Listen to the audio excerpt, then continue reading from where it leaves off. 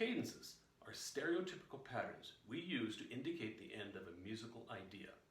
Whether this idea be the end of a musical composition, or the end of a musical section, or the end of a musical phrase, or the end of perhaps even a musical idea, we use a pattern, some sort of indication we have come to the end of that section, of that idea, and that is referred to as a cadence. There are cadences of all sorts, and we recognize them right away. I'll give one to you that we recognize rather often. Now, everybody knows that indicated the end of a performance in some sort of lighthearted music. It's indicated by three different ways. First, a melody. A melody we associate only with the end of a composition. Secondly, we have this. We have a harmonic progression, which indicates the end of a musical idea. Two chords, one to the other, that indicate a musical idea. A movement from one harmony to the other harmony. Lastly, we actually associate certain words with this. Shake and a handshake and a shave and a handshake, 2 bits, excuse me. Shave and a handshake, 2 bits is the end of how you ended a barbershop quartet piece, often in the early ages of barbershop quartets, and the words themselves indicated the end of a musical idea, a phrase, in this case, a performance. So cadences can be rhythmical, they can be melodic, they can be harmonic, and they can be a certain sort of timbre. Another example would be rhythm. In no drumming, in no liturgical theater in Japan, the player of the largest drum, the daiko drum, gives the end of a piece by a specific pattern played on it, and that indicates that at this point, this aria, this section of the music is coming to an end. That's a rhythmic cadence. In our culture, though, it centers on harmony. Let's get a little bit of perspective on how this works from knowing a little bit about how history has gotten us to this point. As you might remember from other discussions, our whole sense of the idea of chord, that is harmony to harmony, harmonic progression, results from the original idea of voice against voice counterpoint. Two voices, one moves, the other creates moves. This creates a dissonance, and that dissonance must be resolved.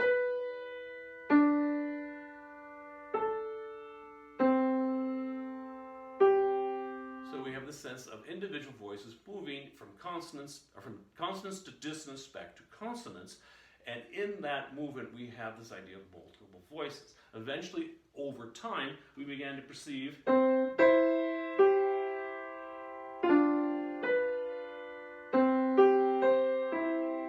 those individual voices created structures that we refer to now as chords that were in a specific order, harmonic progression. This originated with cadences. That is, in that period of where we were still modal counterpoint, listening in Western European church music, when we were listening to music as individual voices to indicate we were actually coming to the end of something, these voices moved in specific patterns referred to as cadences. The Landini cadence, the Burgundian cadence, and so forth. These were cadences that indicated the ends of phrases that the composers of the time used to indicate the ends of phrases. Eventually, that movement, those individual movements of voices became recognized as structures that move from one to another, codified as chord progressions.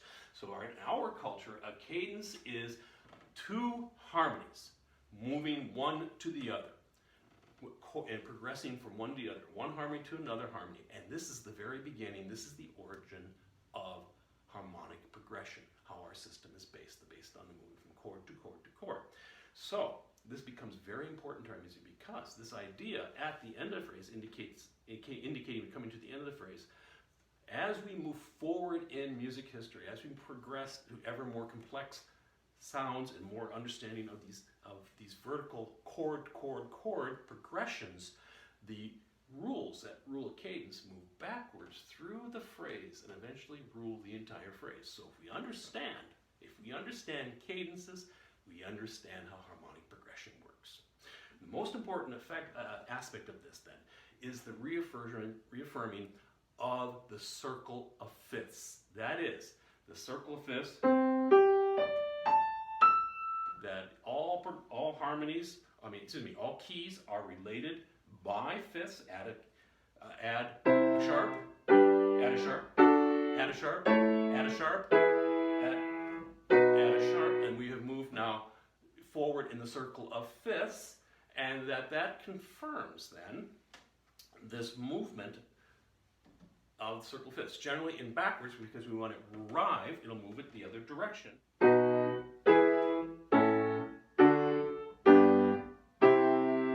So we're moving backwards there in case of the ascending circle of fifths. We're moving backwards in time, moving towards that arrival of the origin of the circle fifths, that is C major in this case, but moving backwards, so we are pushing towards that. Same thing the other direction, moving towards the circle fifths the other direction, flats,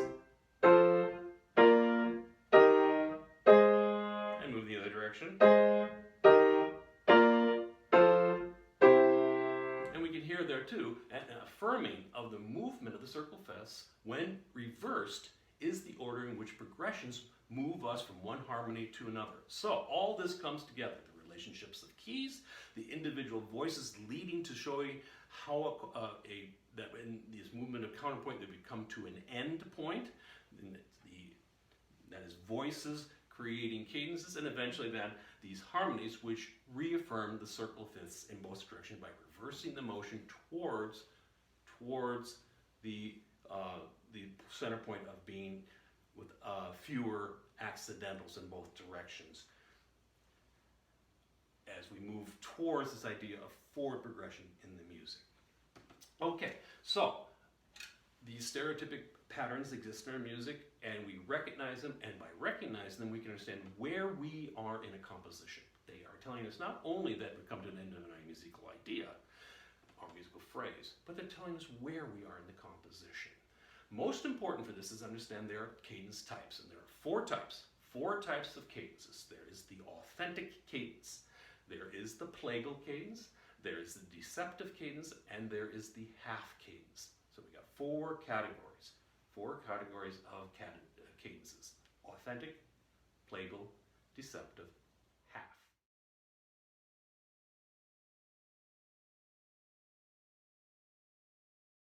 Once again, authentic, plagal, deceptive, and half cadence. These are the four categories of cadences we have in our system, which tell us we come to the end of musical idea, musical phrase, musical composition, all those things from these cadence points. Which cadence is chosen will indicate to us where we are in the piece.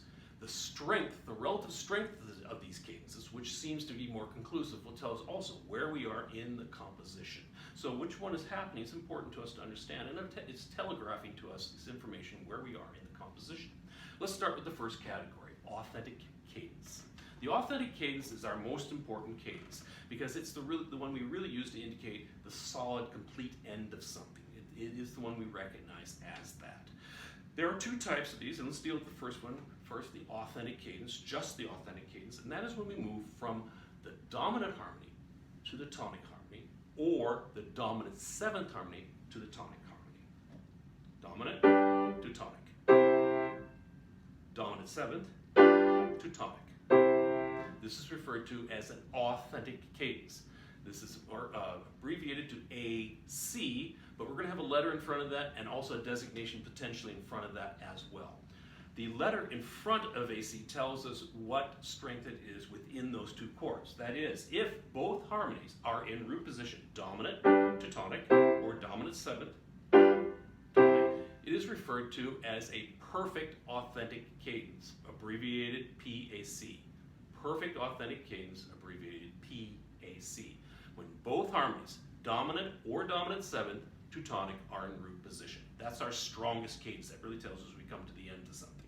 The other form is the imperfect authentic cadence. That is when one or the other, or both of those harmonies, dominant seventh to tonic, is not in root position but an inversion. For example, we move from dominant in first inversion to tonic in root position. That is referred to as an imperfect authentic cadence, marked IAC, not PAC, IAC. It could also be that the second chord is not in root position. For example, dominant seventh in root position moving to tonic in first inversion. Or both. For example, the dominant in 7th in 3rd inversion, moving to the tonic in 1st inversion. I think you can hear, just by listening to those 3 examples, that an imperfect authentic cadence is the right cadence, it's the right harmonies to tell us we've come to the end of something. But its inversion is making it less emphatic, less strong, because the root is not present in the bass, and we're not hearing that 5-to-1 movement, the reversal of the circle of fifths, the ascending circle of fifths that moves us towards the final chord. So we have 2 types of authentic cadence with the dominant, and that is with the both chords into root position, perfect authentic cadence, P, A, C, dominant or dominant 7th to tonic in root position, and any other form of those 2 harmonies, dominant or dominant 7th, where in which one harmony or the other is, or both, is not in root position, are imperfect authentic cadence. The alternative to this in authentic cadence are those chords which substitute the leading tone harmony for the dominant harmony. So leading tone,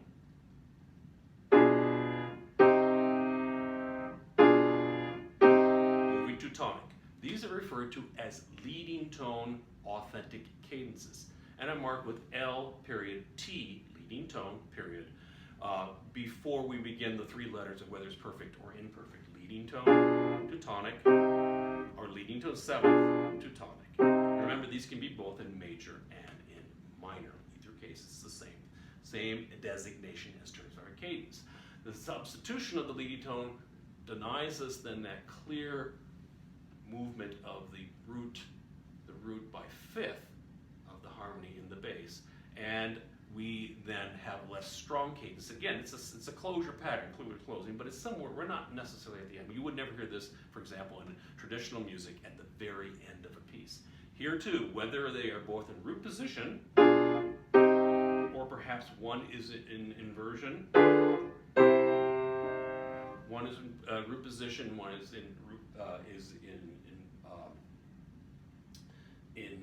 inversion, or both are inversion. Either way, that is an imperfect authentic cadence.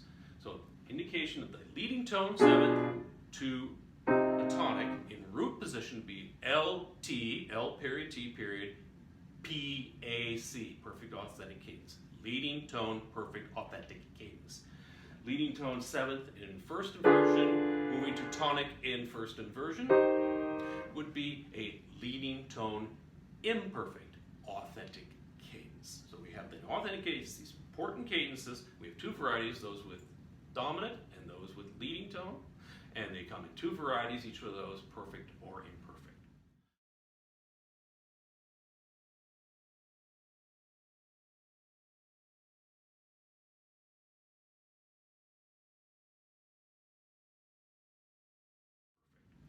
Our next cadence is the plagal cadence. I think we all know that, probably we've heard that before. It obviously indicates the end, often when in church music, or what we refer to as ecclesiastical music. But if I ended a composition that way now in the Western concert tradition, or even in pop music, it probably doesn't feel, or jazz for that matter, it doesn't feel like we've come to the end. So that cadence is not as strong in indicating the end of something. It tells us maybe we're getting the end, unless it's preceded in church music by an authentic cadence. As you might get after you have a hymn in a, say, church, and then we get the amen at the end. Amen is then, in this case, actually borrowing, is also it's borrowing from an earlier tradition and using a specific word cadence to indicate the complete end of a performance. Amen indicates the word is the words indicating the end of the musical performance, but added also that movement of subdominant to tonic. This is then subdominant to tonic in major or minor. Generally speaking, we see it in root position. Not always, but most regularly, we're going to see a plagal cadence in root position. We can also understand this is then the circle of fifths in the opposite direction. That is descending by 5th, moving now ascending to that 5th, moving, for example, from F to C, and giving closure from the other side of the circle of fifths, descending fifths, not there as rising fifths. And we can see then maybe this is why we still retain it in church music, because we get it in one direction and get it in the the other direction. And since church music reflects an older tradition, when plagal cadences were as strong and as final as with authentic cadence, we do both to really indicate something is complete. Yes, there's the way we do it in how we understand functional harmony, but this older tradition comes together and we have a sense of total completeness from both sides of the cadence. So, plagal cadence, 4-1, subdominant tonic, subdominant tonic. Authentic cadence, dominant, dominant seventh to tonic, or leading tone authentic cadence, leading tone harmony, leading tone seventh to tonic. Those, they can be perfect or imperfect depending if they're in root position or if one or the other or both are in inversion. Now the second is plagal cadence.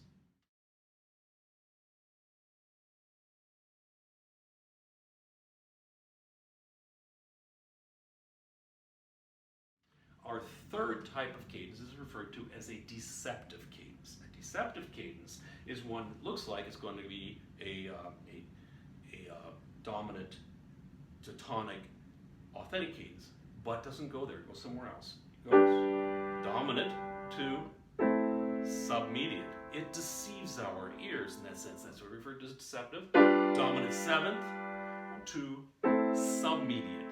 5 to 6 or 5-7 to 6. Again, in major and minor. Remembering that our dominant is always altered in harmony in minor, so that it is major.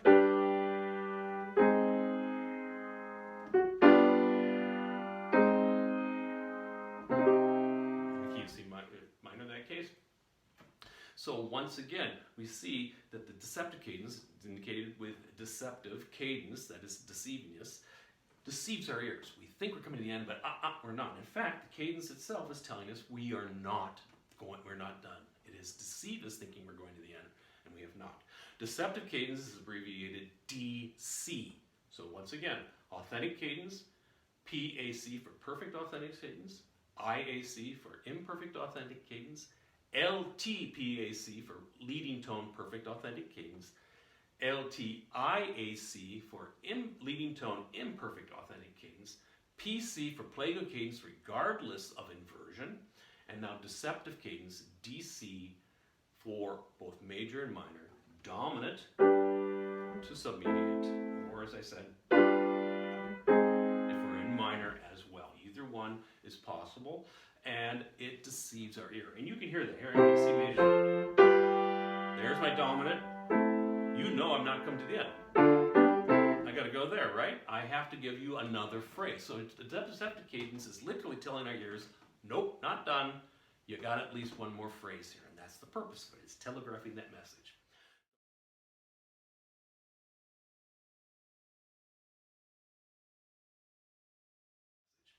The last category we have of cadences is a half cadence. Now, half cadence is a cadence that ends on anything other than the tonic.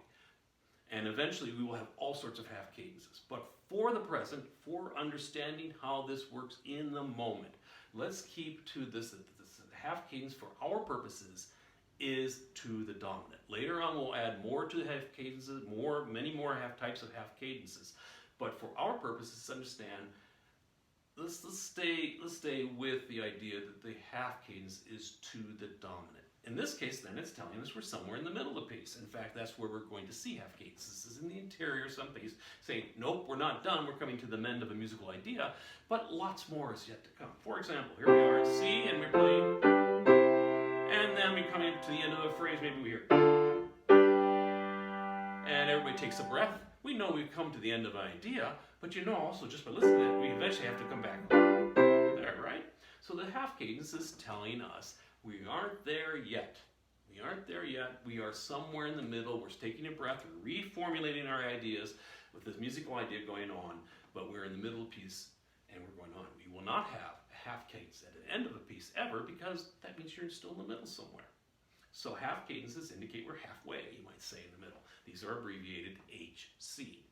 Now, unlike what we've had in the authentic cadence, the plagal cadence, and the deceptive cadence, there are various forms of half cadence, various progressions from one harmony to the other. It's not nearly as strong, and it's not nearly as stable. There are several formulas, and we'll just learn 3 of them, but be aware that there are others that will occur. The 3 most important. The first one is when we move into the dominant is by way of the tonic. So here we are. You see, often this will be that the tonic is an inversion. Here we are, C major, and now go from tonic and first inversion. You can tell I could stop there and restart myself, but we're in the middle somewhere still, and that indicates then, often by inversion, that we're still in the middle to some extent. So that's one form, tonic to dominant. Major or minor makes no difference. The second one is much more common, is not as common, but is as common, is moving from the submedius to the dominant. So here we are in tonic.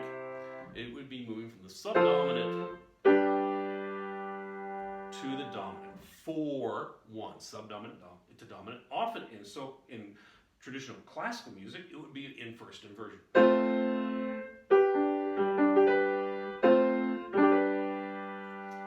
Moving down, so we have some movement apart from that. So that would be subdominant to tonic.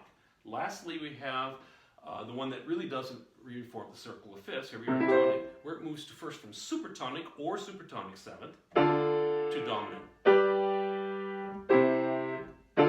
Supertonic, dominant, 2-1, or supertonic seventh to dominant. Here we are again, tonic, supertonic seventh to dominant. Again, here often in inversion.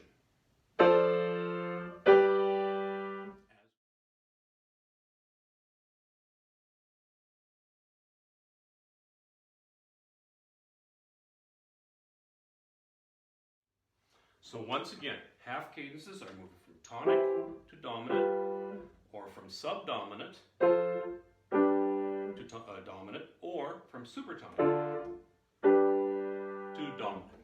I give you these three nicknames, and this helps me to remember them. The first is tonic, and again, remember, we talk about tonic and inversion. I refer to that as the concert. The concert, because it reflects how we end concert music a lot of the time. All right, how it's used in concert music. So tonic to dominant, I call the concert half cadence. The second one is the and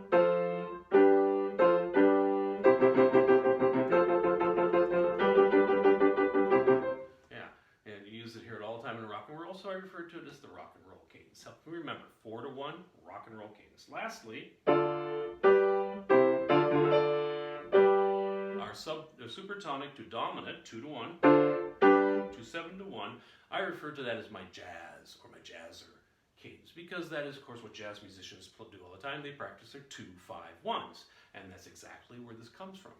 2-5-1s is then the half cadence followed by a tonic at the end. So the concert one, the concert half cadence, tonic to dominant, the rock and roll subdominant to dominant, and then the jazz from supertonic to dominant. These then do have their relative strengths. That is, that if we listen to them, we can hear that some are stronger than others, and that indicate stronger where we are within a given composition. The authentic cadence is really telling us we're at the end of something. We're at the end of a given composition, a given performance. The plagal cadence says we're not quite there yet, but we've come to a solid end of something. We'll see it in interior phrases for the most part. The deceptive cadence is telling us really carefully and really loudly, nope, you're not done yet. We still have a ways to go. At least one more phrase. I have deceived you, but we still have a place to go yet. And the half cadence is indicating we're somewhere in the middle. We're stopping at an idea and we'll go on. If we learn these cadences and how they function, we can take that knowledge then as we go forward and use that to understand how harmonic progression works, because how it works in the cadence eventually becomes how harmonies proceed from one to the next in all of our functional harmonies.